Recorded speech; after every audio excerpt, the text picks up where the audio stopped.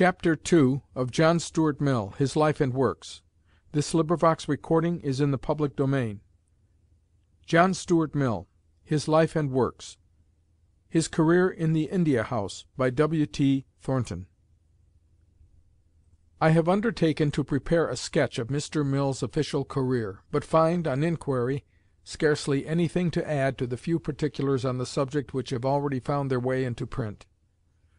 Of his early official associates, all have, with scarcely an exception, already passed away, and there is no one within reach to whom I can apply for assistance in verifying or correcting my own impressions. These are in substance the following. In the last few decades of its existence, the East India Company's establishment in Leadenhall Street consisted of three divisions: the Secretaries, Military Secretaries, and Examiners' offices, in the last of which most of the dispatches and letters were composed which were afterwards signed by the Directors or the Secretary. Into this division, in the year 1821, the Directors, perceiving an infusion of new blood to be very urgently required, introduced, as assistant examiners, 4 outsiders: Mr. Strachey, father of the present Sir John and Major General Richard Strachey; Thomas Love Peacock, author of Headlong Hall; Mr. Harcourt; and Mr. James Mill. The selection of the last named being all the more creditable to them because in his History of British India he had animadverted with much severity on some parts of the Company's administration. 2 years afterwards, in 1823, the historian's son, the illustrious subject of these brief memoirs, then a lad of 17, obtained a clerkship under his father. According to the ordinary course of things in those days, the newly appointed junior would have had nothing to do, except a little abstracting, indexing, and searching, or pretending to search, into records.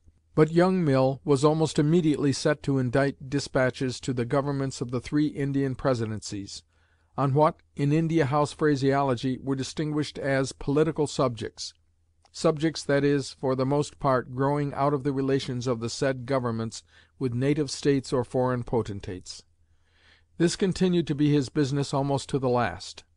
In 1828 he was promoted to be assistant examiner, and in 1856 he succeeded to the post of chief examiner, after which his duty consisted rather in supervising what his assistants had written than in writing himself.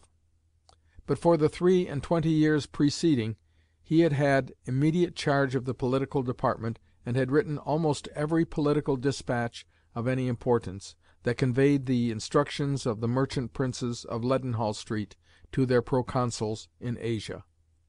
Of the quality of these documents it is sufficient to say that they were John Mill's; but in respect to their quantity it may be worth mentioning that a descriptive catalogue of them completely fills a small quarto volume of between 300 and 400 pages, in their author's handwriting, which now lies before me. Also, that the share of the Court of Directors in the correspondence between themselves and the Indian governments used to average annually about 10 huge vellum-bound volumes, foolscap size, and 5 or 6 inches thick, and that of these volumes 2 a year, for more than 20 years running, were exclusively of Mill's composition. This, too, at times, when he was engaged upon such voluntary work in addition as his Logic and Political Economy. In 1857 broke out the Sepoy War, and in the following year the East India Company was extinguished in all but the name, its governmental functions being transferred to the Crown. That most illustrious of corporations died hard, and with what affectionate loyalty Mill struggled to avert its fate is evidenced by the famous petition to Parliament which he drew up for his old masters, and which opens with the following effective antithesis: "Your petitioners, at their own expense, and by the agency of their own civil and military servants, originally acquired for this country its magnificent empire in the East. The foundations of this empire were laid by your petitioners, at that time neither aided nor controlled by Parliament, at the same period at which a succession of administrations under the control of Parliament were losing, by their incapacity and rashness, another great empire on the opposite side of the Atlantic." I am fortunate enough to be the possessor of the original manuscript of this admirable state paper, which I mention because I once heard its real authorship denied in that quarter of all others in which it might have been supposed to be least likely to be questioned. On one of the last occasions of the gathering together of the proprietors of East India stock, I could scarcely believe my ears when one of the directors, alluding to the petition, spoke of it as having been written by a certain other official, who was sitting by his side, adding, after a moment's pause, "with the assistance, as he understood, of Mr. Mill, likewise present." As soon as the court broke up, I burst into Mill's room, boiling over with indignation, and exclaiming, "What an infamous shame!" and no doubt adding a good deal more that followed in natural sequence on such an exordium. "What's the matter?" replied Mill, as soon as he could get a word in. "Mr. the director was quite right. The petition was the joint work of and myself." "How can you be so perverse?" I retorted. "You know that I know you wrote every word of it." "No," rejoined Mill, "you are mistaken. One whole line on the second page was put in by ." In August, 1858, the East India Company's doom was pronounced by Parliament. The East India House was completely reorganized, its very name being changed into that of the India Office, and a Secretary of State in Council taking the place of the Court of Directors. But a change of scarcely secondary importance to many of those immediately concerned was Mill's retirement on a pension. A few months after he had left us, an attempt was made to bring him back. At that time only one half of the Council were nominated by the Crown, the other half having been elected, and the law prescribing that any vacancy among these latter should be filled by election on the part of the remaining elected members.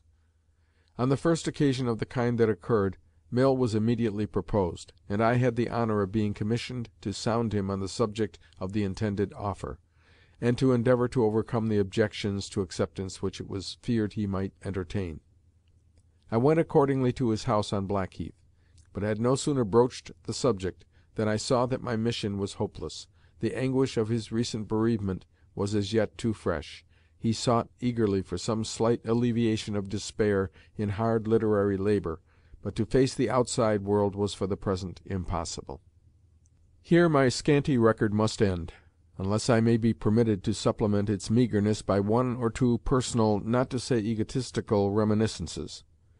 The death of Mr. Mill, Sr., in 1836, had occasioned a vacancy at the bottom of the examiner's office, to which I was appointed through the kindness of Sir James Carnac, then chairman of the company, in whose gift it was.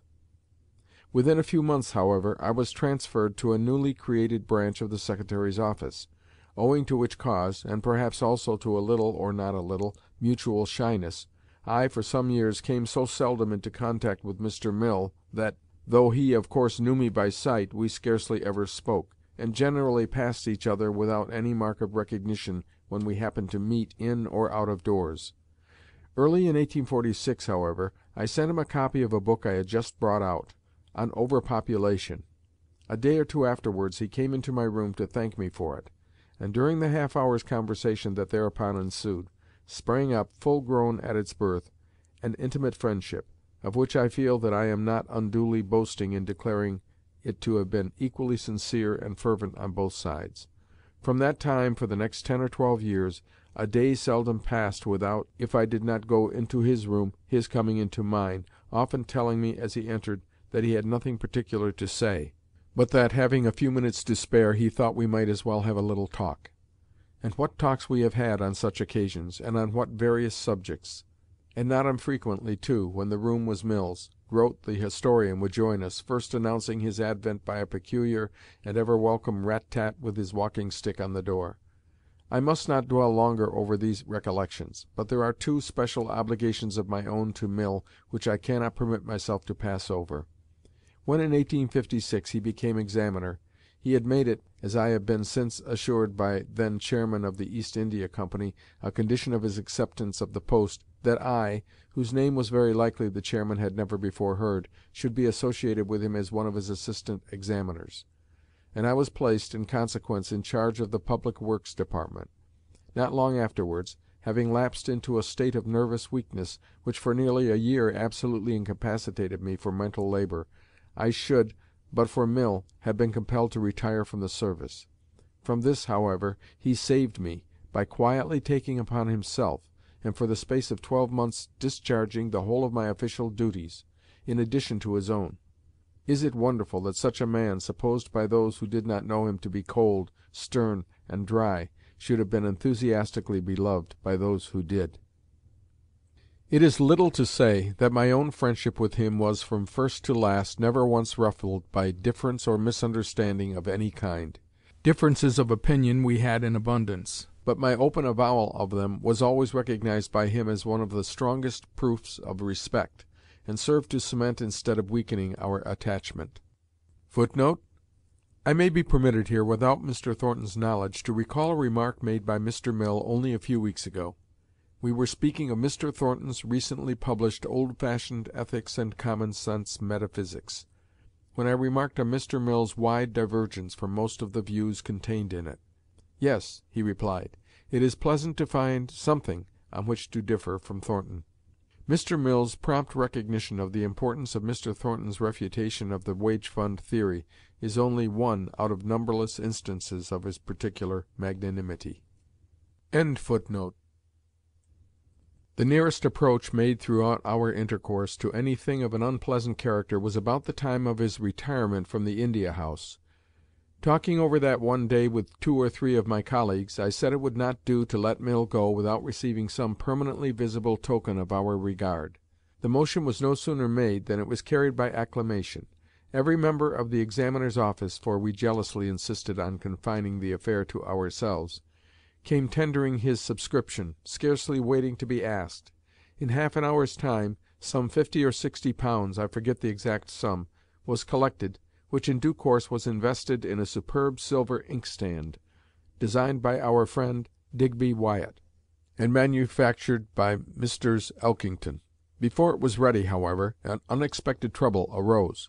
In some way or other Mill had got wind of our proceeding, and, coming to me in consequence, began almost to upbraid me as its originator. I had never before seen him so angry. He hated all such demonstrations, he said, and was quite resolved not to be made the subject of them. He was sure they were never altogether genuine or spontaneous. There were always several persons who took part in them merely because they did not like to refuse. And in short, whatever we might do, he would have none of it. In vain I represented how eagerly everybody, without exception, had come forward; that we had now gone too far to recede; that if he would not take the inkstand we should be utterly at a loss what to do with it; and that I myself should be in a specially embarrassing position. Mill was not to be moved. This was a question of principle, and on principle he could not give way. There was nothing left, therefore, but resort to a species of force. I arranged with Messrs. Elkington that our little testimonial should be taken down to Mr. Mill's house at Blackheath by one of their men, who, after leaving it with the servant, should hurry away without waiting for an answer. This plan succeeded, but I have always suspected, though she never told me so, that its success was mainly due to Miss Helen Taylor's good offices. But for her, the inkstand would almost certainly have been returned, instead of being promoted, as it eventually was, to a place of honor in her own and her father's drawing-room. Mine is scarcely just now the mood in which I should have been naturally disposed to relate anecdotes like this, but, in the execution of my present task, I have felt bound chiefly to consider what would be likely to interest the reader. Chapter 3.